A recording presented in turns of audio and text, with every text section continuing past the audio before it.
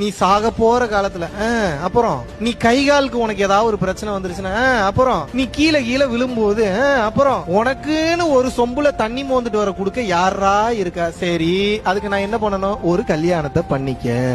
இப்ப கல்யாணம் பண்றத நான் தப்புன்னு சொல்லல, ஆனா அந்த ஸ்டேட்மெண்ட் தப்பு.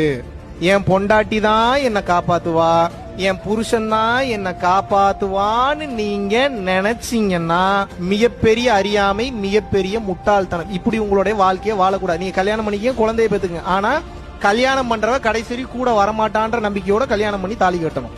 புள்ளைங்க டைம் வரும்போது எஸ்கேப் ஆயிருவாங்க. அவங்களும் இப்படித்தான், இந்த படைப்பு இப்படித்தான். இந்த புள்ளைங்க எனக்கானது இல்லன்றத உணர்ந்து குழந்தை குட்டியை பெத்துக்கணும். இந்த புள்ளைங்களுக்கு சேர்த்து வைக்கிற சொத்துனால இந்த புள்ளைங்க நாளை பின்ன என்ன நல்லா பாத்துப்பான்னு நான் நினைச்சேன்னா அது என் முட்டாள்தனம், அது என் அறியாமை.